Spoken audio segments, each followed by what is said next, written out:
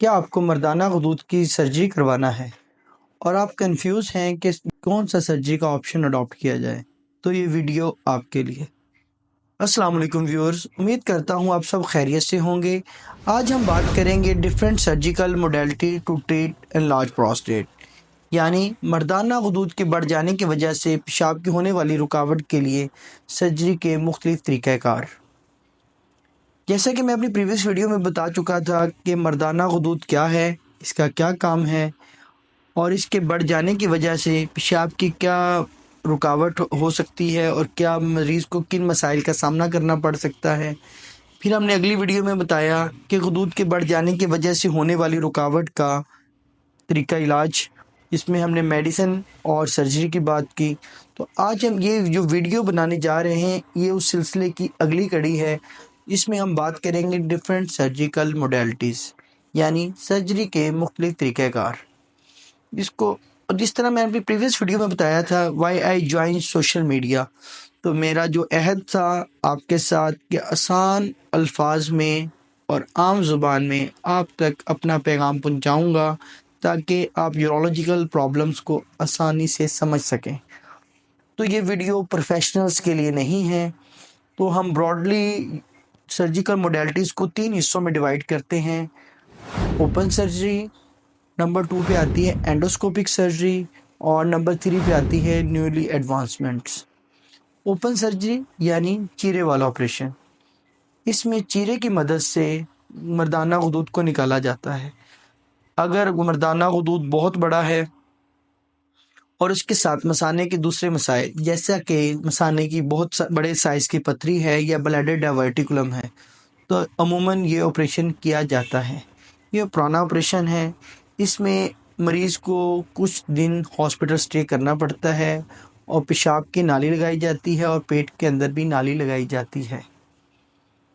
اس کے بعد ہم بڑھتے ہیں دوسرے آپریشن یعنی اینڈوسکوپک سرجری، یعنی کیمرے کی مدد سے پیشاب کی نالی کے ذریعے غدود کو نکالنا اور پیشاب کا راستہ بنانا۔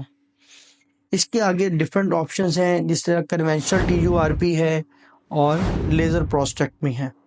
Conventional T U R P یعنی اس میں ہم بجلی کا کرنٹ یوز کرتے ہیں as energy source to cut prostate gland, یعنی یہ ایک گولڈ سٹینڈرڈ ہے، یعنی کہ دنیا کے تقریباً تمام یورولوجسٹ اس بات پر متفق ہیں کہ اگر یہ غدود کی رکاوٹ ہو رہی ہے تو کیمرے کے ذریعے اس آپریشن کو کیا جا سکتا ہے۔ اور کوئی بھی نئی ایجاد آتی ہے، جس طرح آپ جانتے ہیں سائنس دن بدن ترقی کے منازل طے کر رہی ہے، تو کوئی بھی نئی ایجاد آتی ہے تو اس کو میتھڈ کو اس ٹی یو آر پی سے کمپیئر کیا جاتا ہے، یعنی یہ ایک پیمانہ بن چکا ہے جس سے ہم میئر کرتے ہیں کہ اس کے result T U R P سے کیسے مختلف ہو سکتے ہیں۔ لیکن ایک بندہ اگر دل کے عارضہ میں مبتلا ہے اور خون پتلا کرنے کی ادویات استعمال کر رہا ہے تو اس میں ہم یہ نہیں کرتے، تو اس کے لیے ہم ڈیفرنٹ آپشن یعنی لیزر پروسٹیکٹمی کی طرف بڑھتے ہیں۔ لیزر پروسٹیکٹمی یعنی کہ اس میں جو انرجی سورس یوز کیا جاتا ہے کہ پروسٹیٹ کٹ کرنے کے لیے، وہ ہم لیزر یوز کرتے ہیں۔ اب لیزر کی مختلف قسمیں ہیں، جیسا کہ ہولمیم لیزر ہے، تھولمیم لیزر ہے، گرین لائٹ لیزر ہے، اس کی مدد سے ہم یہ کام کیا جا سکتا ہے۔ اب نمبر 3 نیولی ایڈوانسمنٹ کی طرف بڑھتے ہیں، جسے ہم اب اکثر لوگ ویڈیو پہ دیکھ رہے ہوتے ہیں، ریزم، ٹونا یا یورو لفٹ، یا اس کے علاوہ بھی یہ سلسلہ کنٹینیوسلی چل رہا ہے۔ سائنس، میڈیکل سائنس دن بدن ترقی کے منازل طے کر رہی ہے اور روز نئی ایڈوانسمنٹ آتی رہتی ہے۔ تو اس میں اب اگر یورو لفٹ ہے تو اگر پروسٹیٹ 30 to 80 گرام ہے اور میڈین لوب نہیں ہے اور ایک جوان آدمی ہے تو اس کے لیے یورو لفٹ بہترین آپشن ہے۔ اس طرح سب ہر آپریشن کی کچھ پروز ہیں، کچھ کونس ہیں، یعنی کچھ فوائد اور نقصانات ہیں، کچھ لیمیٹیشن ہیں۔ کوئی بھی آپریشن کیا جائے ان کا مقصد صرف ایک ہے کہ غدود کی وجہ سے ہونے والی پیشاب کی رکاوٹ کو دور کرنا۔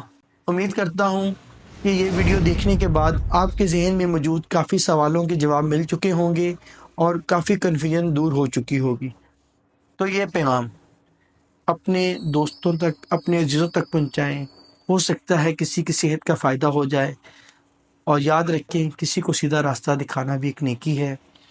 مزید انفارمیٹیو ویڈیو کے لیے اسٹے کنیکٹڈ، اپنا ڈھیر سارا خیال رکھیں۔ اللہ نگہبان۔